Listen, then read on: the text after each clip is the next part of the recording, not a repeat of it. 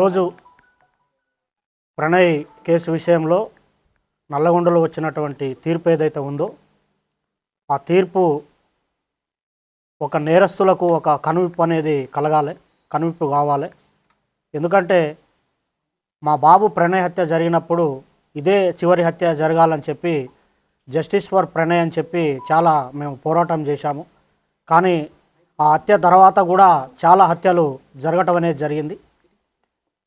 అయితే ఈ హత్య తర్వాత జరిగినటువంటి హత్యలు చేసిన వాళ్ళకి కానివ్వండి, కులాన్ని పట్టుకొని వేలాడే వాళ్లకు, కుల దురంకార హత్యలు చేసే వాళ్లకు, తర్వాత కన్న కూతుర్లను చంపుకునే వాళ్లకు, కన్న కొడుకులను చంపుకునే వాళ్లకు, అవతలి వ్యక్తులను చంపే వాళ్లకు కులం పేరుతోని ఈ యొక్క తీర్పు అనేది కనువిప్పు కావాలని నేను కోరుకుంటున్నాను.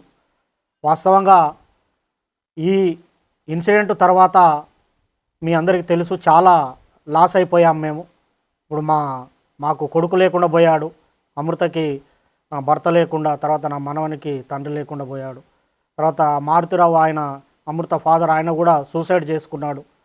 తర్వాత ఈ ఇందులో ఉన్నటువంటి 7 మందికి సుభాష్ శర్మకి ఉరిశిక్ష, తర్వాత మిగతా 7గురికి 6 మందికి జీవిత ఖైదు విధించడం అనేది జరిగింది. వారి కుటుంబాలు కూడా బాధపడుతూ ఉంటాయి. కాబట్టి ఎవరైతే ఈ సుపారీలు తీసుకొని హత్యలు చేసే వాళ్ళకి ఇది ఒక కనువిప్పు కావాలి.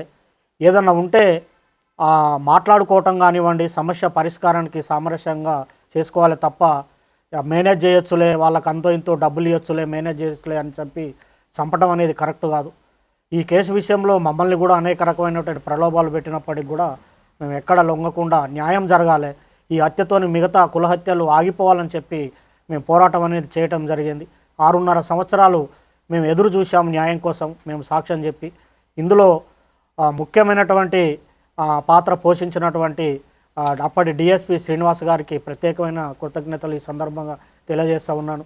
ఎందుకంటే సారు ఐఓగా చాలా గొప్పగా ఆ కేసును పకడ్బందీగా, చాలామంది మమ్మల్ని అన్నారు ఎందుకు కేసు లేట్ అవుతుంది, ఛార్జ్షీట్ లేట్ అవుతుంది, ఏదో జరుగుతుందని. కానీ సార్ మీద మేము నమ్మకం పెట్టుకొని ఉండటం వల్ల లేట్ అయినప్పటికి కూడా ఒక పకడ్బందీ 200 పేజీల ఛార్జ్షీటు, దాదాపు 100 మంది సాక్షులను పెట్టి ఛార్జ్షీట్ వేసి గట్టిగా కేసును పకడ్బందీగా చేశారు.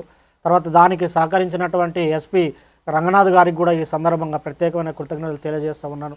సార్ ఆధ్వర్యంలో మంచి టీము సుభాష్ శర్మను ఆ రోజు వెళ్ళి పట్టుకోవటము, తర్వాత నిందితులందరినీ పట్టుకోవటం విషయంలో కూడా సారు అనేకమైనటువంటి